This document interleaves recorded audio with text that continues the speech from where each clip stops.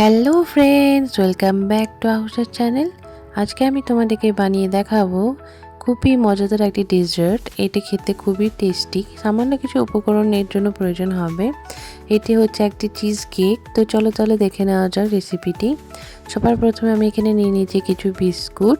এখানে আমি মিষ্টি বিস্কুট ইউজ করেছি, তোমরা যে কোনো মিষ্টি বিস্কুট ইউজ করতে পারো। ওটাকে এখানে ব্লেন্ড করে নিতে হবে। এখন বিস্কুটটা আমার ভালোভাবে ব্লেন্ড করা হয়ে গিয়েছে, দেখতেই পাচ্ছ। একটা পাত্রের মধ্যে রেখে দিয়েছি। এদিকে আমি দুধ গরম করে নিচ্ছি। আর এখন আমি এই বিস্কুটের গুঁড়োগুলোর মধ্যে দিয়ে দিচ্ছি 2 টিস্পুনের মতো বাটার। বাটার দিয়ে ভালোভাবে মেখে নিতে হবে, যাতে এটা ভালোভাবে সেট হয়ে যায়। দেখো আমি এটাকে সেট করে নিয়েছি। এইভাবে দেবে সেট করে নিতে হবে। এখন এটা একটু ফ্রিজে রেখে দেবো। এখন এদিকে যে দুধটা গরম করেছিলাম তার মধ্যে দিয়ে দিচ্ছি একটু লেবুর রস এবং এটাকে ছানা কাটিয়ে নিতে হবে। লেবুর রস দেওয়ার পর এটাকে একটু ভালোভাবে ফুটিয়ে নিয়ে তারপর তাতে এর মধ্যে ছানাটা কেটে যায়।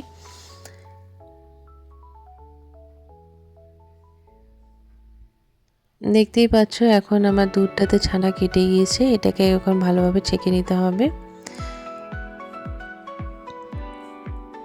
এটাকে আমি ভালোভাবে ছেঁকে নিচ্ছি। এখানে আমার চিজটা রেডি হয়ে গিয়েছে। দেখতেই পাচ্ছ এটা চিজের মতো হয়ে গিয়েছে। এখন একটা ব্লেন্ডারের মধ্যে আমি দিয়ে দিচ্ছি এই চিজটা। আর আমি এর মধ্যে দিয়ে দিচ্ছি কিছুটা সর, যেটা আমি দুধের সরটা রেখেছিলাম, যেটা আমার ক্রিমের কাজটা করবে। এখন এর মধ্যে দিয়ে দিচ্ছি কিছুটা পাউডার সুগার আর দিচ্ছি একটা বিস্কুট। এখন এটাকে ভালোভাবে ব্লেন্ড করে নিয়েছি। দেখতেই পাচ্ছ একটা ক্রিমি টেক্সচার চলে এসেছে। তো আমার এখানে কিন্তু চিজের ক্রিমটা রেডি। এটা আমি এর মধ্যে দিয়ে দিচ্ছি। এখন আমি এটাকে দিয়ে দেবো ফ্রিজে কিছুক্ষণ ভালোভাবে সেট হওয়ার জন্য। আর এর মধ্যে আমি ডেকোরেশনের জন্য ওপর থেকে দিয়ে দিচ্ছি একটা ডেয়ারি মিল্ক। ডেয়ারি মিল্কটা আমি একটু গরম জলের মধ্যে গরম করে নিয়েছিলাম। দেখতে পাচ্ছ এটা লিকুইড হয়ে গিয়েছে। এটা উপরে ডেকোরেশন করার জন্য আমি দিয়েছিলাম।